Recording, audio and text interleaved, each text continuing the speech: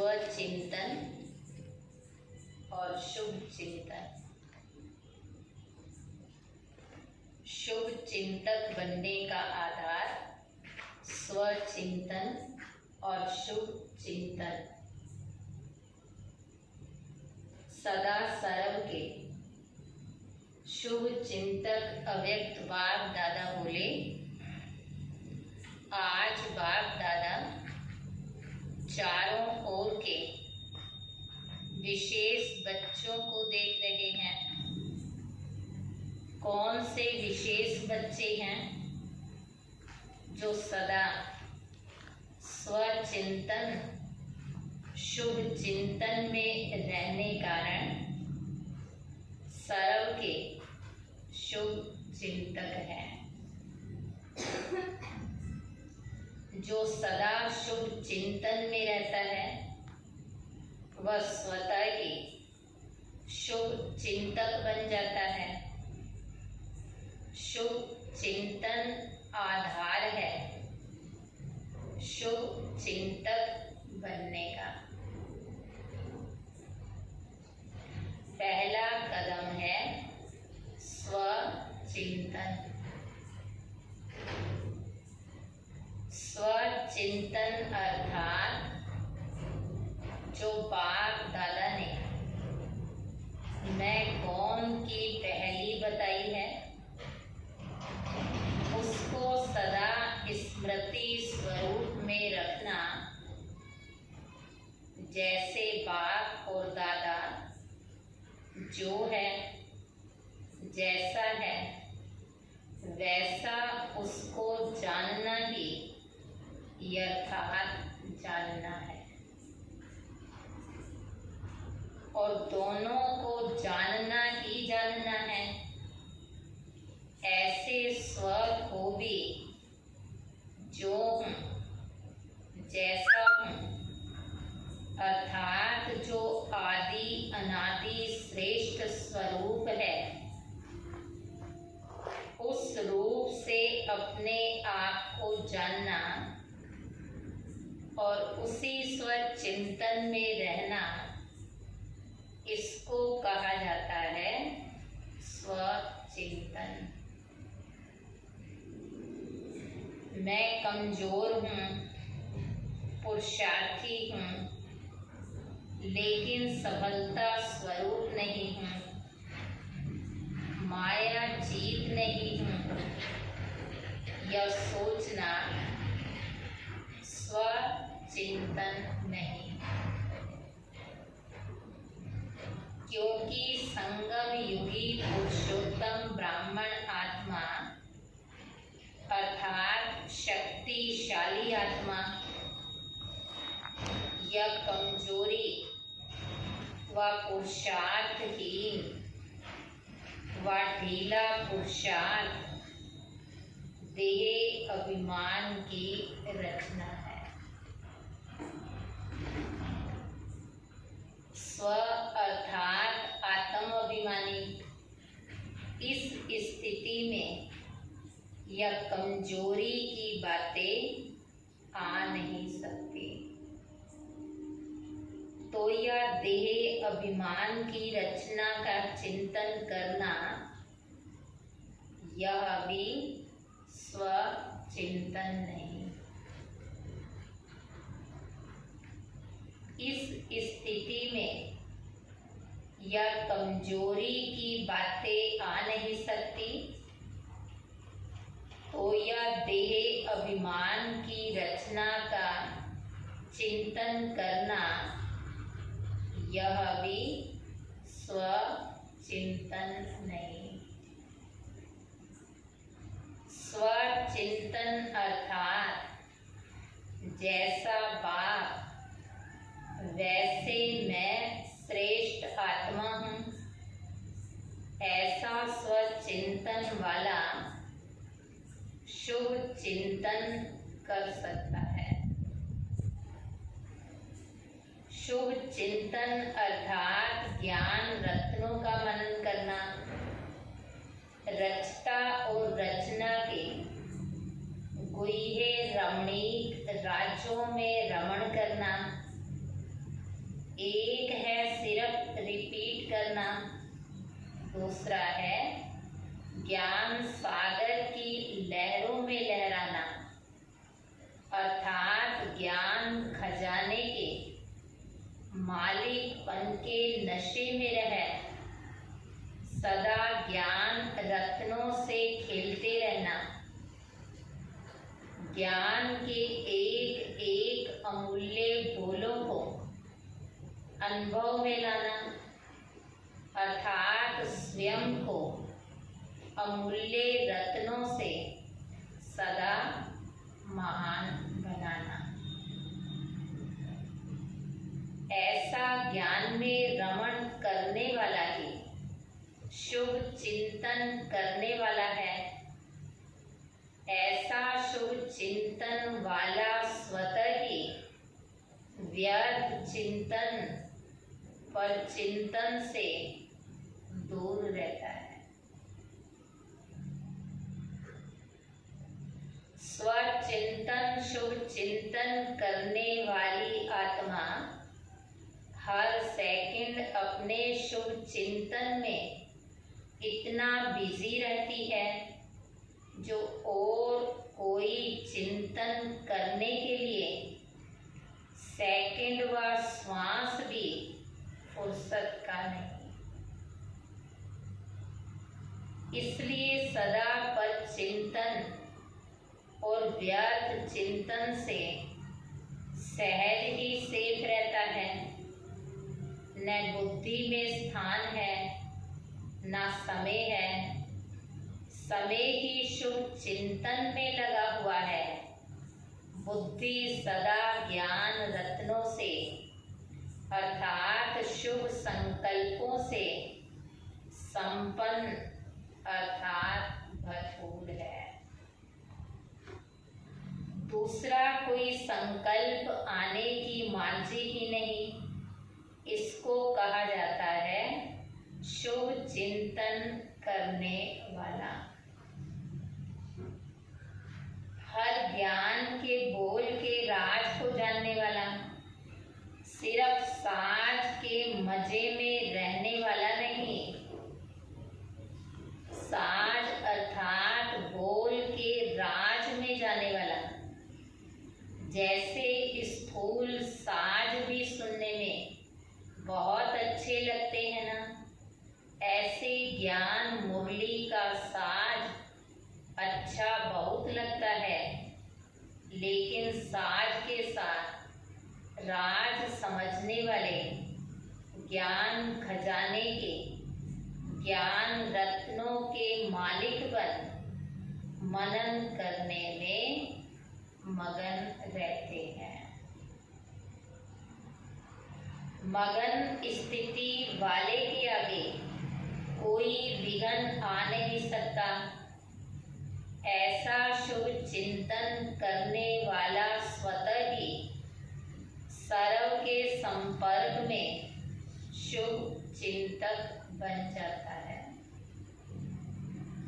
स्वचिंतन फिर शुभ चिंतन, ऐसी आत्माएं शुभ चिंतक बन जाती हैं क्योंकि जो स्वयं दिन रात शुभ चिंतन में रहते व औरों के प्रति कभी भी न अशुभ सोचते न अशुभ देखते। उनका निजी संस्कार व स्वभाव शुभ होने के कारण वृत्ति दृष्टि सर्व में शुभ देखने और सोचने की स्वतः ही आदत बन जाती है। इसलिए हरेक के प्रति शुभ चिंतक रहता है। किसी भी आत्मा का कमजोर संस्कार देखते हुए भी उस आत्मा के प्रति अशुभ व व्यर्थ नहीं सोचेंगे कि यह तो ऐसा ही है, लेकिन ऐसी कमजोर आत्मा को सदा उमंग उल्लास के पंख दे शक्तिशाली बनाए ऊंचा उड़ाएंगे। सदा उस आत्मा के प्रति शुभ भावना, शुभ कामना द्वारा सहयोगी बनेंगे। शुभ चिंतक अर्थात ना उम्मीद को उम्मीदवार बनाने वाले, शुभ चिंतन के खजाने से कमजोर को भी भरपूर कर आगे बढ़ाएंगे। यह नहीं सोचेगा इसमें तो ज्ञान है ही नहीं, यह ज्ञान के पात्र नहीं, यह ज्ञान में चल नहीं सकते। शुभ चिंतक बाप दादा द्वारा ली हुई शक्तियों के सहारे की टांग दे लंगड़े को भी चलाने के निमित्त बन जाएंगे। शुभ चिंतक आत्मा अपनी शुभ चिंतक स्थिति द्वारा दिल शिकस्त आत्मा को दिल खुश मिठाई द्वारा उनको भी तंदुरुस्त बनाएगी। दिल खुश मिठाई खाते हो ना तो दूसरों को खिलाने भी आती है ना। शुभ चिंतक आत्मा किसी की कमजोरी जानते हुए भी उस आत्मा की कमजोरी भुलाकर अपनी विशेषता के शक्ति की समर्थी दिलाते हुए उनको भी समर्थ बना देंगे। किसी के प्रति घृणा दृष्टि नहीं, सदा गिरी हुई आत्मा को ऊंचा उठाने की दृष्टि होगी। सिर्फ स्वयं शुभ चिंतन में रहना व शक्तिशाली आत्मा बनना, यह भी फर्स्ट स्टेज नहीं। इसको भी शुभ चिंतक नहीं कहेंगे।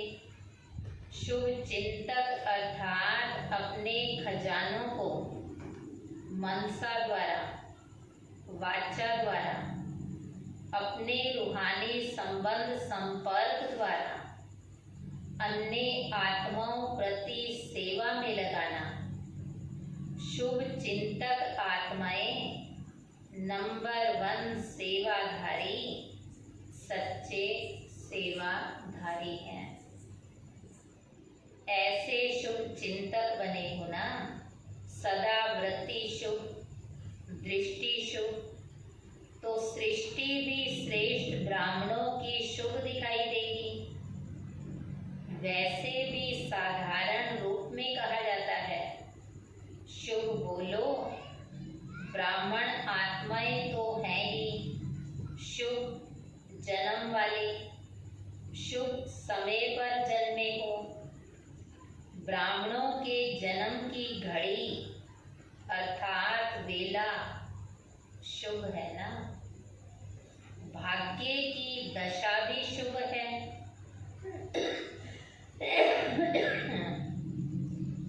संबंध भी शुभ है, संकल्प कर्म भी शुभ है। इसलिए ब्राह्मण आत्माओं के संस्कार में तो क्या, लेकिन स्वप्न में भी अशुभ का नाम निशान नहीं। ऐसी शुभ चिंतक आत्माएं होना स्मृति दिवस पर विशेष आए हो।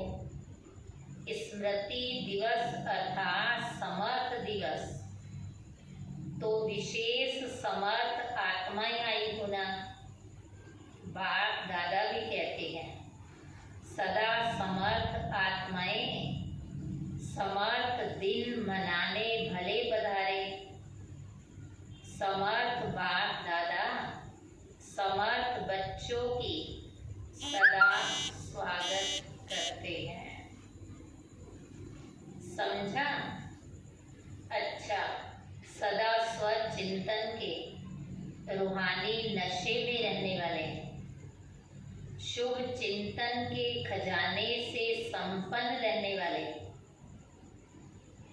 शुभ चिंतक बन सर्व आत्माओं को उड़कर उड़ाने वाले सदा बाग समान दाता वरदाता बन सभी को शक्तिशाली बनाने वाले ऐसे समर्थ समान बच्चों को बाप दादा का याद प्यार और नमस्ते।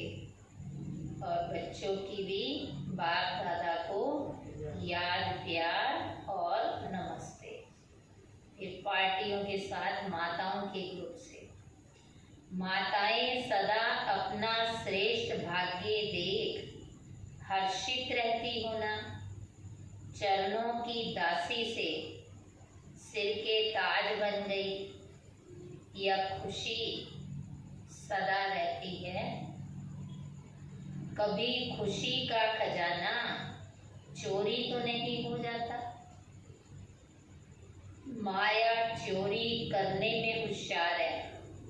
अगर सदा बहादुर है, होशियार है, तो माया कुछ नहीं कर सकती, और ही दासी बन जाएगी, दुश्मन सेवाधारी बन जाएगी।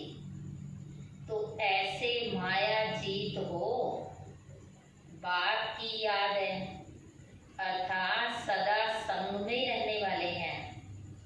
रूहानी रंग लगा हुआ है, बाप का संग नहीं तो रूहानी रंग नहीं।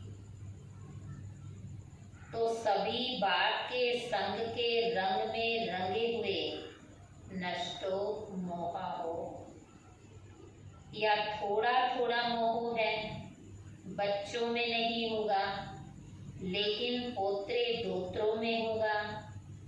बच्चों की सेवा पूरी हुई, दूसरों की सेवा शुरू हुई, कम नहीं होती। एक के पीछे एक लाइन लग जाती है, तो इससे बंधन मुक्त हो। माताओं की कितनी श्रेष्ठ प्राप्ति हो गई, जो बिल्कुल हाथ खाली बन गई थी, वह अभी माला माल हो गई। सब कुछ गवाया, अभी फिर से बाप द्वारा सर्व खजाने प्राप्त कर लिए। तो माताएं क्या से क्या बन गई, चार दीवारियों में रहने वाली विश्व के मालिक बन गई। यह नशा रहता है ना कि बाप ने हमको अपना बनाया, तो कितना भाग्य है। भगवान आकर अपना बनाए, ऐसा श्रेष्ठ भाग्य तो कभी नहीं हो सकता। तो अपने भाग्य को देख सदा खुश रहती हो ना। कभी यह खजाना माया चोरी ना करे।